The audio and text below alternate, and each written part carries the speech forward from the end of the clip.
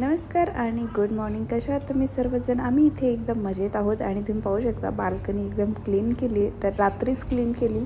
माझ्या मिस्टरांनी बाल्कनीला जाळी लावली होती, काढून टाकली, कारण जाळीमुळे अजूनच जास्त कबूतर वगैरे येऊन बसत होती. सो आम्ही असं विचार केला की ती काढून टाकलेलीच बेटर राहील. आणि अशा प्रकारे आहे आपली आळूचं एकच झाड राहिलं आहे आणि अशा प्रकारे जाळी काढल्यामुळे एकदम असं मोकळं वाटतं. तर मी जास्त प्रमाणात आळू लावायचा विचार करते, कारण प्लांट मोकळे आहेत.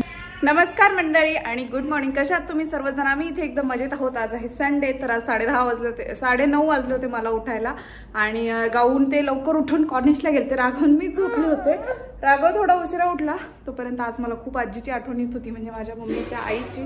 तर एज झालं आजीचं आणि तिला भेटायचं म्हणून मग म्हटलं की फोनच करावा. आता आम्ही इकडून गेल्यावर तिला भेटायला जाणार आहे, परंतु खूप आठवण आले तर म्हटलं आज फोन करावा. तर तिच्याबरोबर गप्पा मारला, तिलाही खूप छान वाटलं. आणि त्यानंतर मग नाश्ता वगैरे बनवला. माझे मिस्टर आणि काऊ आले कॉर्निशवरून. तर अजून आम्ही नाश्ता केला नाही, त्यांना बाहेर जायचं होतं मिस्टरांना. सो त्यांना नाश्ता करून दिला. आता आम्हाला नाश्ता करायचा आहे. आमची देवपूजा वगैरे झाली, आंघोळ वगैरे झाली सर्वांची. तर आता ब्रेकफास्टमध्ये आवोकाडो टोस्ट आणि सोबत ऑमलेट असणार आहे. तर गाऊचा आणि माझाच राहिला आणि राघवचा देखील, तर त्यालाही तेच देणार आहे मी थोडं.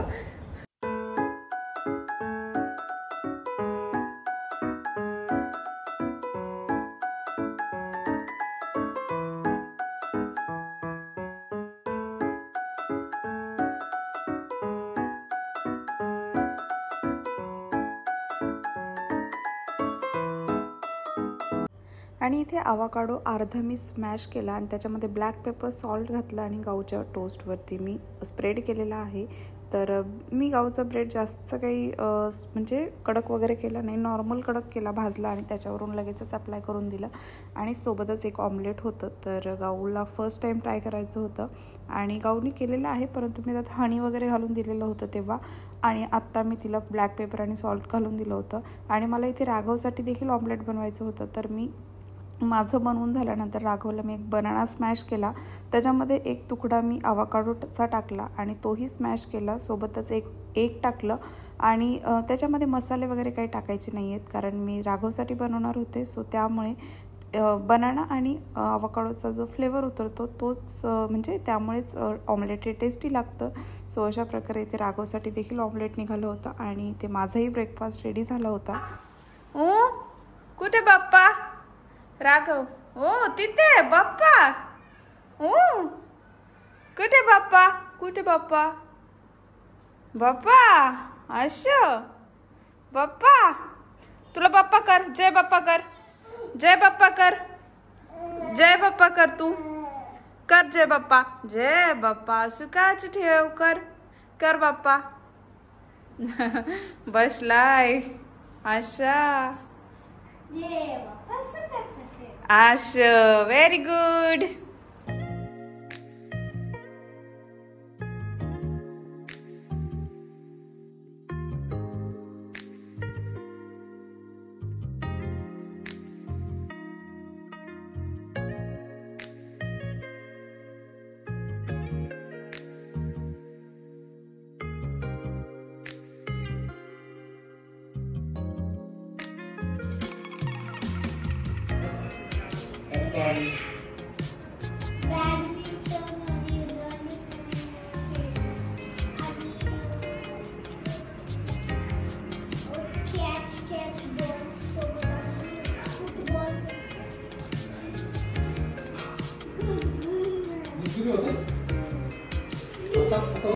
आणि इथे मला बनवायची होती मटन बिर्याणी माझ्या मिस्टरांसाठी आणि गाऊसाठी. तर इथे मी राईस बॉईल करण्यासाठी ऑइल वगैरे घालून घेतलं पाण्यामध्ये आणि खडे मसाले घातले. सोबतच जिरी देखील घातली होती, परंतु जे खडे मसाले आहेत तर ते मी मोजून घालते, कारण माझ्या मिस्टरांना बिर्याणीमध्ये खडे मसाले लागलेले आवडत नाहीत. सो त्यामुळे ते मी मोजूनच बाजूला काढते पुन्हा.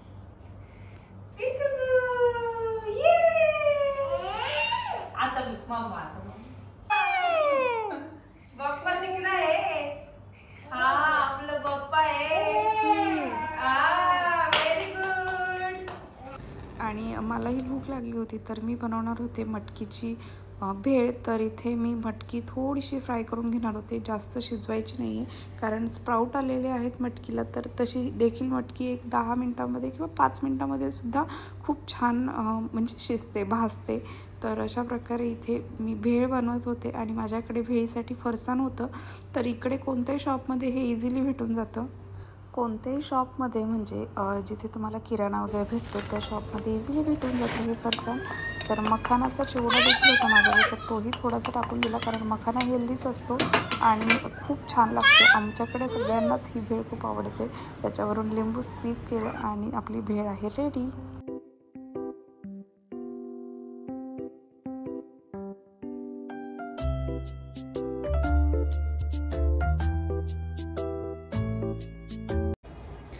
नमस्कार मंडळी. तर अशा प्रकारे आता 3 वाजून गेलेत तर म्हटलं स्प्राउट चाट बनवा. खूप दिवस चाट खाल्लं नाही, वीकेंड आहे तर वीकेंडला काहीतरी अनहेल्दी थोडंसं हेल्दी थोडंसं झालंच पाहिजे. सो त्यामुळे मग मी आज भेळ बनवली आहे मटकीची. आणि यानंतर माझी क्लिनिंग देखील झाली होती. तर क्लिनिंगमध्ये माझा जवळजवळ 1 ते 1.5 तास जातो आणि डीप क्लिनिंग करावी लागते कारण राघव कुठनं काय काढायला सांगता येत नाही. सो त्यामुळे तर फुल हाऊस मी क्लीन केलं होतं.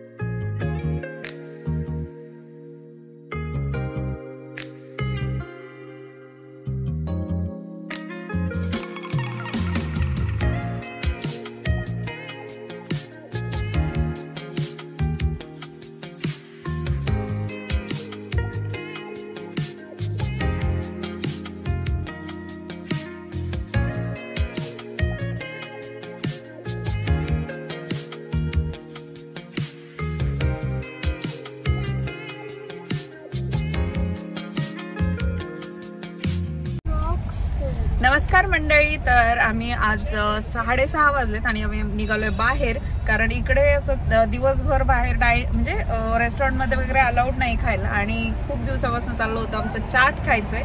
सो आम्ही चाललेलो आहोत रोलाला, रघुवंशीला. तर मी रोलाला 2 वर्ष राहिलेली आणि तिकडे आम्ही एक रघुवंशी म्हणून हॉटेल आहे, तर तिकडे इंडियन फूड भेटतं, चाट वगैरे मोस्टली छान भेटतात. तर तिकडेच आम्ही निघालोय आता आणि 6:30 वाजून गेलेत. म्हणजे इफ्तारचं टायमिंग झाल्यानंतरच तिथे ते रेस्टॉरंट्स वगैरे ओपन करतात. तर चला तुम्हालाही दाखवते रघुवंशी. आणि आज आम्ही चाट खाणार आहोत मस्त. तर नॉर्मली संध्याकाळचं वगैरे नाही जेवत मी, परंतु आठवड्यात एखादा वगैरे दिवस चालतं कारण काहीतरी असं खावं वाटतं. तर असं गेलं पाहिजे माणसाने आठवड्यात एकदा तरी. पंपकिन चाट, पंपकिन चाट खायला जायचं. आणि इकडे रोलाचे हे गोल्ड सूक आहे रोलाचं हे, तर ते गोल्डची शॉप आहेत आतमध्ये.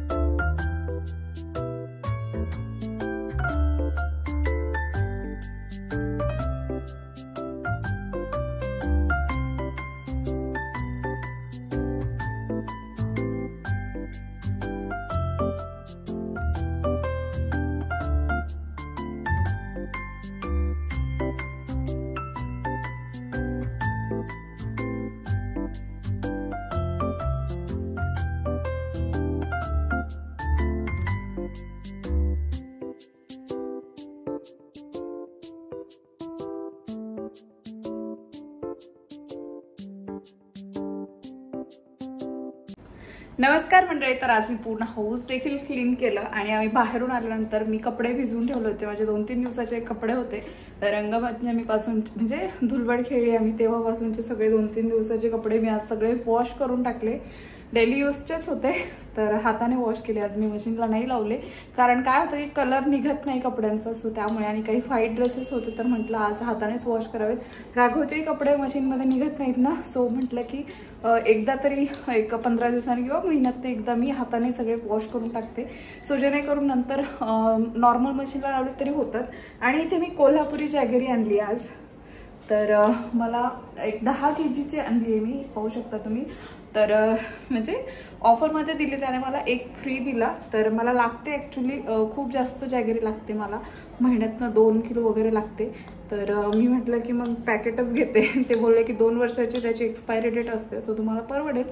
तर मी इथे जॅगरी घेतली आहे आणि सोबतच तर इथे मी हे राघवसाठी आणि गाऊसाठी 2 डबे घेतलेत. एक ब्ल्यू कलरचा आणि पिंक आहे, सेम आहेत दोन्ही.